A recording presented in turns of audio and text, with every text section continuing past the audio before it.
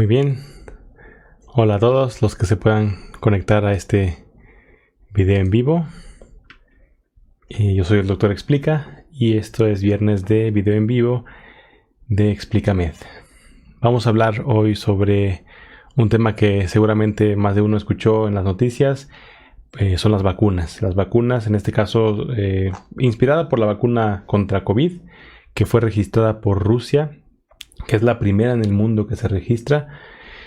Y vamos a hablar en general de qué se tratan las vacunas. Esencialmente una vacuna habla de algo que viene de las vacas, ¿cierto? Hemos usado esa palabra en otro contexto. Calzado, vacuno, carne, vacuna, leche, vacuna, es decir, que viene de una vaca. Y las vacunas también son vacunas, también provienen de una vaca, es decir, de una enfermedad que le sucedía a los humanos, pero también afectaba a las vacas. Y de hecho fue la forma en que se descubrió la vacuna, con una enfermedad que era la viruela. La viruela fue la primera vacuna disponible y fue un hallazgo básicamente por observación, es decir, se observó que las mujeres que estaban en contacto con las vacas que padecían esta enfermedad no padecían la enfermedad o la versión humana de esa enfermedad. Entonces de ahí nacieron las vacunas porque se empezó a inocular, es decir, a inyectar esa sustancia de las enfermedades de las vacas a humanos, y con eso la gente que recibía esa inyección o esas inoculaciones, esos piquetes con una aguja impregnada, no se enfermaban de viruela, o si se enfermaban, no se enfermaban tan grave, ¿no? Entonces, para ayudarnos a no salirnos del tema y no perdernos del tema, voy a poner por aquí el acordeoncito. ¿Qué es lo que vamos a ver en las vacunas? Básicamente, hola Liz, bienvenida. Vamos a ver cómo se hacen, cómo funcionan, qué es la inmunidad y la seguridad en las vacunas, porque si bien las vacunas, esa primera vacuna funcionó, bien pudo haber sido mucho peor y que hubieran causado la enfermedad incluso más grave que la que originalmente afectaba a los humanos. Y ese es el punto crucial con las vacunas, y es la razón por la que esta nueva vacuna aún no la podemos, digamos, ya tener en disponibilidad en los hospitales o en las clínicas, porque tienen que pasar por muchos filtros de seguridad, es decir, tienen que comprobar que funcionan y que además son más seguras que la enfermedad. Pero bueno, las vacunas se diseñaron para protegernos de enfermedades para las que normalmente no tenemos un tratamiento específico, es decir, que no hay un fármaco que mate al germen responsable de esa enfermedad o de esa infección, porque se trata de enfermedades infecciosas, es decir, enfermedades causadas por un germen, un bicho que entra a nuestro cuerpo y que nos causa enfermedades. Entonces, esto es porque básicamente funciona igual más bien funciona gracias al principio de nuestro sistema de defensa. Es decir,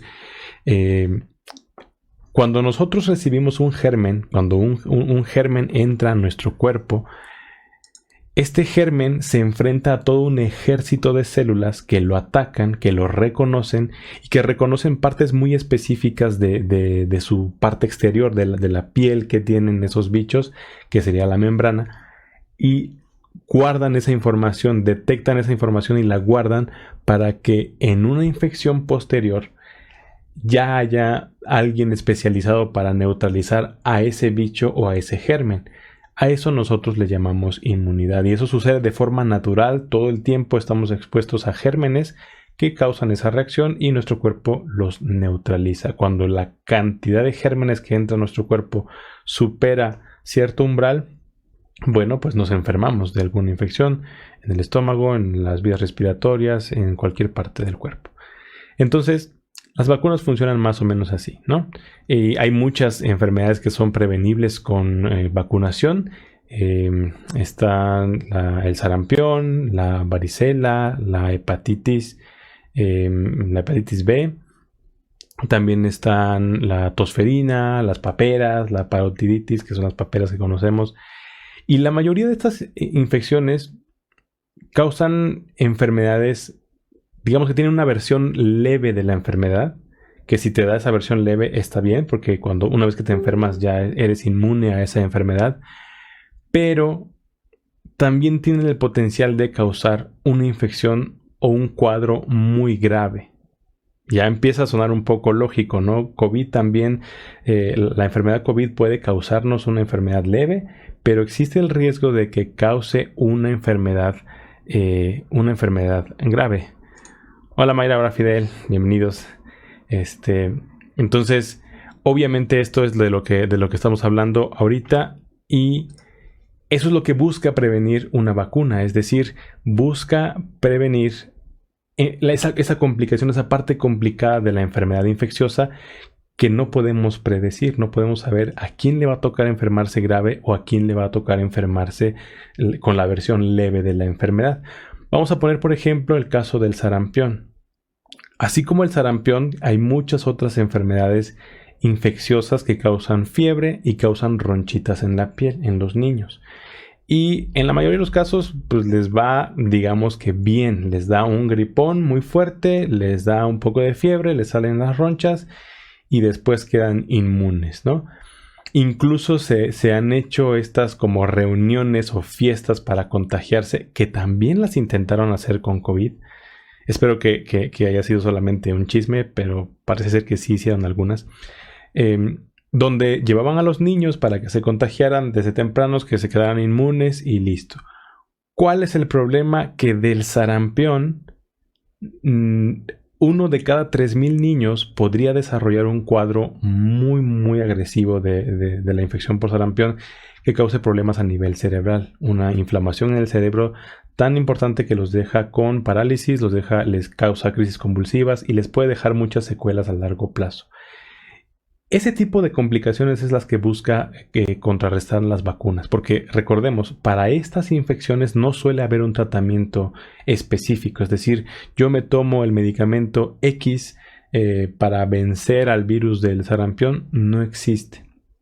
Por la naturaleza del virus es imposible, prácticamente imposible de crear un medicamento dirigido específicamente contra el sarampión, como por ejemplo si lo tenemos para las bacterias, ¿no? Hay antibióticos que pueden neutralizar, pueden matar las bacterias cuando tenemos una infección por ese tipo de gérmenes. Entonces, para las vacunas no existe. Entonces, 1 de cada 3,000 niños que padece sarampión podría desarrollar este cuadro grave de encefalitis o de una enfermedad cerebral importante, ¿no? Entonces, las vacunas, esa es la primera meta que tienen, es poder ofrecer la protección para ese tipo de cuadros agresivos y al mismo tiempo que no cause otros cuadros agresivos por su propia composición, ¿no? Entonces, el ejemplo del sarampión lo puse porque es bastante devastador ver a los niños pequeñitos de 6, 10 años con unas incapacidades tremendas causadas por un virus, y generalmente es porque hay un antecedente de una falta de vacunación, es decir, la mayoría de los niños, que ya casi no hay casos de esos, pero existen todavía, que desarrollan este cuadro grave son niños que no tuvieron el antecedente de vacunarse contra el sarampión. Claro, aún con la vacuna puede haber una complicación así parecida. Sí puede haber. Desafortunadamente, la vacuna no es 100% segura y ninguna vacuna es 100%, digamos, protectora al 100%. No existe como tal, porque depende de nuestra respuesta contra la vacuna, ¿no? Pero bueno, volviendo al tema les digo que no me quiero perder. Vamos a ver cómo se hacen las vacunas. Bueno, tú tomas a el germen que causa esa enfermedad y lo envuelves, lo encapsulas en una forma que no te haga daño. Y básicamente tenemos dos tipos de vacunas. Una que le llamamos vacunas de virus atenuados, que son virus que están activos, que podrían causar la enfermedad, pero que tienen disminuida esa capacidad de replicarse o que tienen, de alguna forma están debilitados esos virus. No queremos usar la palabra vivos o muertos, porque técnicamente un virus es una partícula de material genético que está como en la raya entre lo que está vivo y lo que no está vivo. Es una partícula que genera una respuesta inmunológica en nuestro cuerpo, pero no propiamente no tiene familia, no tiene descendencia, no tiene forma de multiplicarse. Un virus y otro virus que hagan un virusito, no existe, ¿no? Entonces, digamos que no cumplen esa regla. Más bien, los virus que se crean durante una infección son copias hechas por nuestro propio mecanismo celular para producir ADN y para producir proteínas. Entonces, tomas ese virus y ya sea que lo atenúas, lo neutralizas o lo destruyes y los cachitos que quedan de virus son los que inyectas a la persona. Pero aquí esta diferencia entre estas dos vacunas radica en que nuestro sistema inmune, vamos a poner este ejemplo un poco extraño, es como si fuera un gato. Si tú a un gato le pones un juguete y le dices, ten, juega con él y se lo dejas ahí, probablemente haya una reacción, tal vez no sea una reacción muy intensa, pero puede generar una reacción.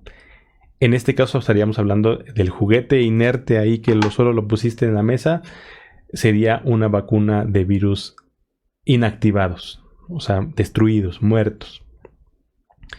Y las vacunas de virus atenuados que siguen estando vivos es como tomarle al gatito y hacerle, ven, juega. Entonces como que todavía está activo este virus, todavía hay movimiento. Y para el sistema inmunológico eso es mucho mejor porque la respuesta que uno obtiene con las vacunas de virus atenuados suele ser mucho más importante que las vacunas, que las respuestas que tenemos con vacunas de virus inactivados. Y esa es la gran diferencia entre una y otra.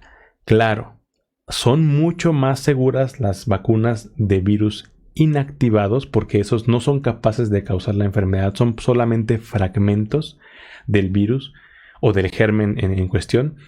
Y las vacunas atenuadas podrían causar la enfermedad, ¿no? No todas son vacunas de virus atenuados, no todas son vacunas de virus inactivados. Depende de la naturaleza del germen, es la naturaleza de la vacuna. Entonces, básicamente es esto. Y la vacuna que entra a nuestro cuerpo, o mejor dicho, la sustancia que entra a nuestro cuerpo, genera esa misma reacción inmunológica en nuestro cuerpo que la infección original. Es decir, si yo tengo un virus atenuado y lo meto así atenuado a mi cuerpo piensa que es la infección. No puede determinar que es una vacuna, que es una cosa externa fabricada por la humanidad, sino que piensa que es una infección.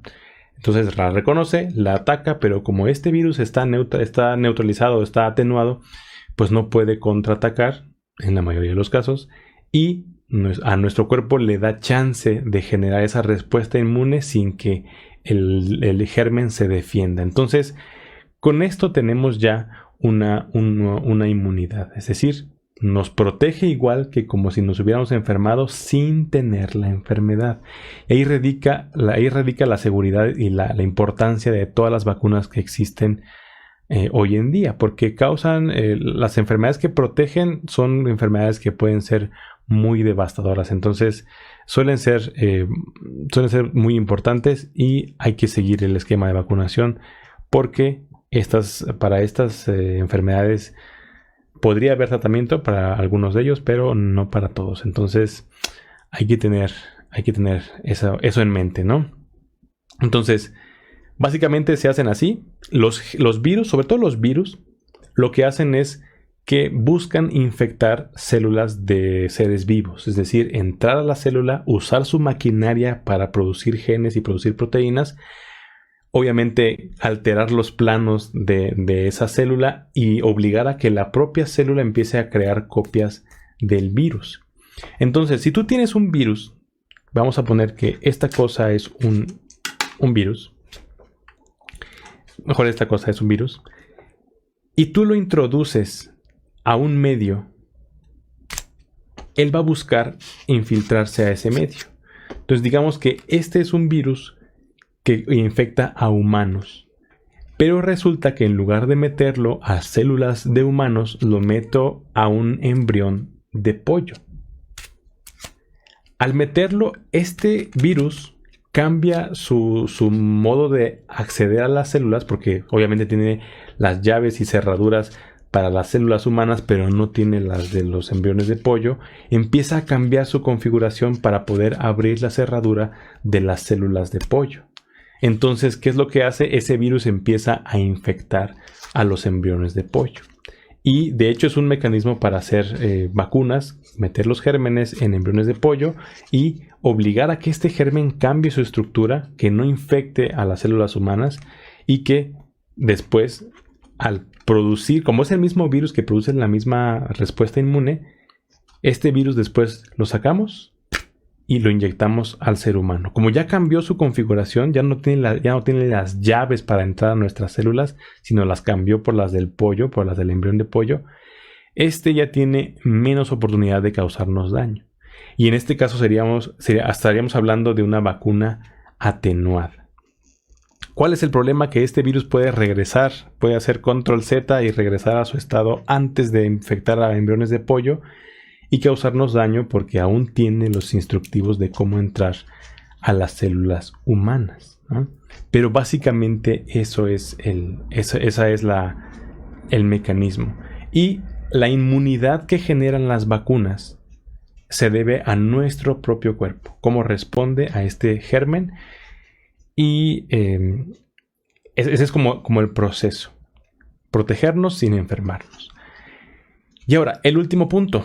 La seguridad en las vacunas. Esta seguridad en las vacunas es la parte como más tardada, porque el hecho de que genere inmunidad son las primeras respuestas que notan los investigadores. De hecho, en algunas investigaciones les ponen como prueba de concepto. Estoy probando que este germen en este embrión de huevo y después introducido a la sangre humana genera una respuesta inmune, y esa respuesta inmune podría ser, y eso siempre queda como hola Pati, bienvenida, siempre queda como podría protegerte, ¿vale? Porque tu cuerpo está creando anticuerpos contra este germen, y mientras este no mute, tu cuerpo lo va a poder reconocer en una infección ya real, ya no por vacuna, sino por cuando te lo encuentres en forma silvestre a este virus, y va a haber una respuesta inmunológica. Pero esas primeras pruebas, que le llaman pruebas de concepto, no nos dicen si esta sustancia es segura para usarse en los humanos, porque bien pueden causar una reacción. Y de las más comunes, sobre todo de las vacunas viejitas que se hacían en embrión de pollo, es que a las personas que son alérgicas a la proteína del huevo, si tú les pones huevo intravenoso, pues a esa persona le vas a causar muchos problemas, porque le va a causar una reacción alérgica, no a la vacuna, no al virus, sino al embrión de pollo, a la proteína que está en los embriones del pollo, porque resulta que esa persona es alérgica a eso que le estás inyectando. Entonces, ese tipo de cosas se tienen que prever. Y obviamente, para poder determinar que una vacuna es segura, no la aplicas en una persona, o en 10, o en 100, sino tienen que ser miles y miles de personas que reciban esta vacuna y que podamos ver que, aparte de que ya creó inmunidad, que no está causando más problemas. Y vamos a regresar al ejemplo que les puse del sarampión. Si decimos que la enfermedad, el sarampión, causa... hola Fidel, gracias por compartir. Si decimos que el sarampión causa en 1 de cada 3,000 niños un cuadro muy severo de encefalitis, de problemas neurológicos, la vacuna tendría que causar por lo menos daño que 1 en 3,000, ¿no? Entonces, y por lo general es así, las vacunas pueden causar una reacción inesperada, adversa, es decir, contrario a lo que busca. En lugar de solo proteger, causó daño en uno de varios cientos de miles de usuarios, de pacientes, a veces incluso hasta uno en millones. Pero existe. O sea, existe el riesgo de que las vacunas generen una reacción que no era la esperada y que eso cause daño al paciente o a la persona que recibió esa vacuna. Entonces, ahí está el punto de la seguridad. Tenemos que, tienen que pasarse como ciertos filtros y demostrar que las vacunas no solo funcionan, sino que también no van a hacer más daño que enfermarte. Si, por ejemplo, la vacuna del sarampión causara en uno de cada 100 vacunados un cuadro muy grave, pues entonces preferirías enfermarte de sarampión que ponerte la vacuna, ¿cierto? Uno en 100 a uno en 3000, pues prefiere ser uno de 3000 que uno en 100, ¿no? Es mayor riesgo la vacuna, pero no es el caso. La vacuna del sarampión es muy, muy segura y el sarampión silvestre puede ser muy, muy peligroso, ¿no? Y ahora, ¿qué pasa con las vacunas de COVID? Y para eso traigo una pequeña ayuda visual, porque para las vacunas de COVID se crearon otros paradigmas. Se rompieron algunos paradigmas, porque resulta que la tecnología que usan las vacunas de COVID, algunas de las vacunas de COVID, son tecnologías nuevas.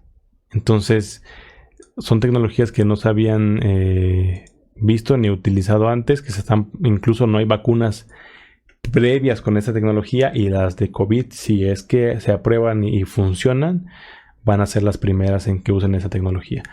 Primero tenemos con esta imagen, de hecho déjenme cambiarles mejor para este formatito. Del lado izquierdo tenemos las plataformas clásicas de las vacunas, que es inyectar un virus completo e inactivado, que es como el caso de la vacuna contra la polio. Y también hay vacunas de COVID en fase 1, están todavía en ensayos clínicos para este tipo de inmunidad. La otra son virus vivos atenuados, que un ejemplo de esto es la vacuna de parotiditis, ¿no? La que combina tres gérmenes. Y también hay una vacuna de COVID que usa esta tecnología y está en la fase preclínica, todavía está en experimentos, ¿no? Otro tipo de plataforma es cuando solamente inyectan una unidad de una proteína nada más, y este es el caso de la vacuna de la influenza, la que nos recibimos cada año. Bueno, este es este tipo de tecnología. Y finalmente, en donde se inyecta una partícula parecida al virus, pero que no es el virus, no tiene el material genético del virus, por lo tanto, no hay una forma de que cause enfermedad, pero sí genera esta respuesta, ¿no? Y un ejemplo actual es de la vacuna contra el virus del papiloma humano. Igual para COVID está en fase preclínica, eso quiere decir que todavía no hay ensayos como tal, están en investigación en laboratorios. Entonces, para el SARS-CoV-2, es decir, el coronavirus que causa la enfermedad COVID, lo que buscan es generar inmunidad a través de algunos componentes como las espigas, que son esas cositas que están saliendo del circulito de en medio, la cápsula de proteínas del núcleo, que son los circulitos amarillos al centro, que están como encadenados con una cadena de ARN, y las proteínas de espiga, que son estas de afuera, que son estos como cositas amarillas, como moños amarillos saliendo de la cosa azul en esa parte de la célula del virus. Son las proteínas de espiga. Entonces, hasta aquí son las formas tradicionales de vacunas que existen y de las cuales ya algunas están en fases clínicas, es decir, ya hay ensayos en algunos pacientes sanos para esta prueba de concepto, para probar que generan defensas. De hecho, la vacuna, la rusa, está en esta parte de la prueba de concepto y ya están buscando que genere respuesta. Pero la vacuna rusa no es ninguna de estas plataformas clásicas. Es una plataforma de nueva generación. Y en este caso son como los vectores virales, que es básicamente básicamente se trata de tomar un virus que ya existía e introducirle a ese virus partículas del ADN del virus que buscas neutralizar o algunas partículas de antígeno, es decir, algunas partículas del virus que generen esa respuesta inmune, que a eso le llamamos antígeno, y que ese virus, como no es el virus que va a infectar y el material genético tampoco tiene como toda la estructura del virus completo, es muy segura, aunque técnicamente es un virus atenuado. En realidad ese virus es incapaz de producir una infección, pero sí genera una respuesta inmune. De hecho, la vacuna de AstraZeneca, con la que va a colaborar México para la producción, es de ese tipo de vacunas. Es una vacuna de virus atenuados, pero con un vector, es decir, el cascarón es de un adenovirus y adentro tiene material genético que es del virus SARS-CoV-2, ¿no? Entonces, bastante interesante esta cuestión de las nuevas plataformas. Y otras son meter partículas de ADN con la vacuna. No hay ninguna que tenga esta tecnología previamente. Otra variante de esto es que en lugar de ADN sea ARN, que son estas cadenas de una sola hélice. Tampoco existen en la actualidad vacunas de ese tipo, pero para COVID todas estas se están investigando, ¿no? Y bueno, antes lo del vector viral, es decir, la cápsula de otro virus con el material genético de un virus diferente, sí existe para la vacuna del ébola y también se está investigando para COVID. Y finalmente una bastante sofisticada que es la célula presentadora de antígeno, es decir, esta celulita que está hasta abajo a la derecha que parece como un huevo estrellado color azul y que además tiene pegado una cosa de color gris con amarillo. Bueno, esa célula está presentando un antígeno, es decir, presentando una cápsula de información de proteínas hacia otro tipo de células del sistema de defensas y con el cual se busca generar esa respuesta inmune. Es decir, como que le adelantas la tarea a nuestro sistema inmunológico y esta célula ya te está presentando este antígeno, esta partícula así de, oye, lo que tienes que reconocer es esto, mira esto, así se ve el germen, el bicho, y cuando lo veas, atácalo. Entonces, básicamente de eso se trata, aunque esta es una explicación súper simple, la ciencia detrás de esto es muy sofisticada, es muy compleja. Hola Miguel Matus. Es una ciencia muy, muy compleja y de hecho mucho del avance que se ha hecho en las vacunas que se están investigando el día de hoy para COVID se hicieron con investigaciones de otros coronavirus que ya existían, que ya conocíamos por otros brotes epidémicos que había tenido, en particular el coronavirus que causó el síndrome de respiratorio agudo en 2012 y 2003, creo, SARS y MERS. Esos dos coronavirus se parecen mucho a este nuevo coronavirus. De hecho, el que se parece más es el SARS. Por eso se llamó SARS-CoV-2, porque ya había un SARS-CoV-1, o sin el número, ¿no? Y entonces, esas vacunas que se estaban probando para estos coronavirus sirvieron como adelanto de la tarea cuando llegó este nuevo virus, llegó este material genético y que fuimos capaces de identificarlo, lo digo como humanidad, porque en realidad para esto participaron investigadores top. Los chinos publicaron el material genético del coronavirus en enero. Y a partir de ahí la comunidad científica empezó a investigar y dieron con el origen del virus, qué tipo de coronavirus era, cuál era su árbol genealógico y pues empezaron a trabajar sobre la vacuna. Incluso antes de que se anunciara como pandemia la enfermedad por coronavirus, ya estaba disponible el material genético o la secuencia genética de este coronavirus. Entonces, claro, esto va a tomar tiempo, aunque el hecho de que ya escuchemos que hay una vacuna de AstraZeneca y de Moderna y de no sé quién más, bueno, todo eso significa que falta mucho trabajo porque todavía ninguna tiene resultados de fase 3 publicados, pero al parecer ya estamos cerca. Cerca significa no la próxima semana, quizá varios meses, quizá hasta la mitad del 2021, ya empecemos a ver que en los centros de salud, en los hospitales, en las clínicas de nuestros países está disponible la vacuna. Eso es una idea, ¿no? Pero ¿cuánto tiempo? No estamos seguros. La verdad es que están avanzando rapidísimo.